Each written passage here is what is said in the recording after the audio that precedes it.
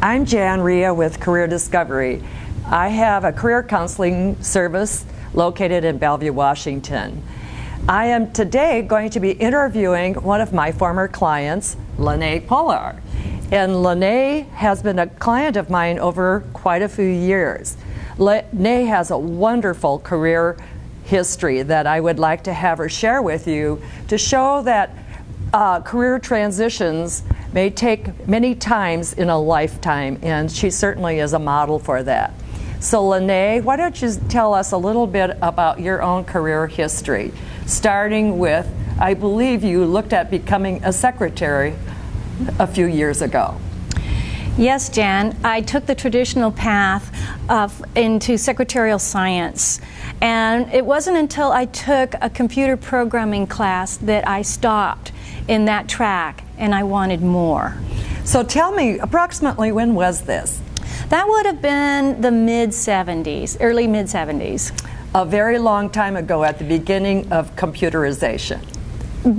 Back in those days, a computer did not sit on your desktop. It took up an entire warehouse. In fact, my ex-husband, who was an electrical engineer, used to do computer programming and took me into the refrigerated places where all of the wires were contained. So continue with your history. So you took this computer course. From there, I went on to a four-year college where I got a degree in administrative office management. And this wasn't just a secretarial science. It blended it with the computers. I specialized in systems. When I graduated, I immediately got a job in programming in the insurance industry. And so, what was your experience there?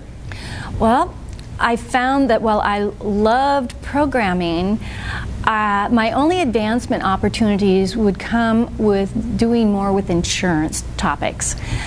While that is exciting to a lot of people, it was not exciting to me. So then what did you do? I found myself back getting another degree. This one I got a degree, a master's degree in software engineering.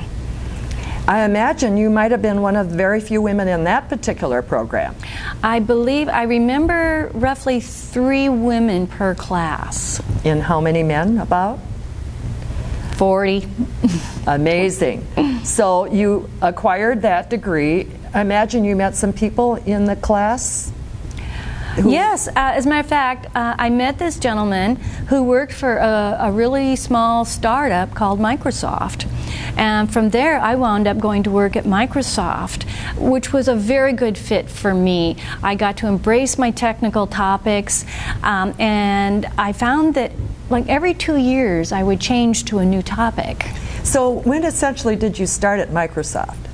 That would have been the early mid-'80s. At its very early stages of development. Infancy stage. Yes. And so you had different skill sets that you employed while you were there? Yes, I started out in a support area, then I moved into testing, which was a logical move. And I found that no matter what, I was always writing instructions, I was coaching, I was mentoring, I was always helping someone else to do their job easier, better, smarter. And so, when did you come to me then? And what were you looking for at that time? At that time, I became aware that every 2 years I was changing my job. I was going someplace else and doing something else. And so right about, I would say, late 80s is when I came to you. A few years ago. So you underwent my career assessment process. We had you do 5 different assessments.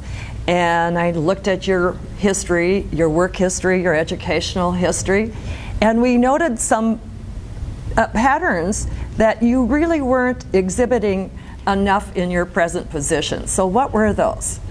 Well, again, I tended to gravitate to training people, to coaching them, to mentoring them.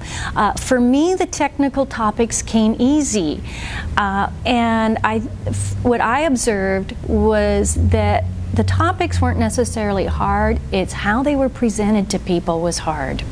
So educating, teaching people about technology so that they can understand it more readily.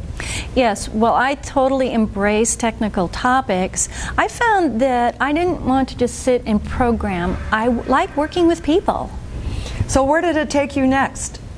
From there, I went into training, which was the next logical step. And once I got in there and I started once again building out tools to make the job easier, I was helping people, coaching people, and I started rising up the management chain. And then I came back to you again. Yes, and this time, what were you wondering? This time I was asking myself, do I want to go out on my own? Very scary after having worked for a company for a very long time. Corporate, all the way. All the way. And so I think we discussed a little bit about a transition process so that you wouldn't just go off in the drink quickly.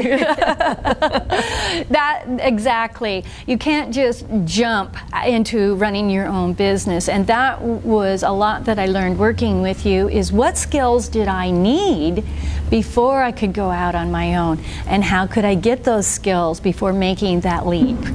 Also, how to set yourself up as a business, and Correct. the kind of money it would take, the finance, the realization it doesn't happen overnight. No, it does is a not. gradual process, and that's really what you're in the midst of right now. It's a never-ending evolution of becoming what's down the path. So it's kind of taking you to your current project, and very exciting, publishing your self-publishing your first book. Power Up Your Cover Letters. And what a feat.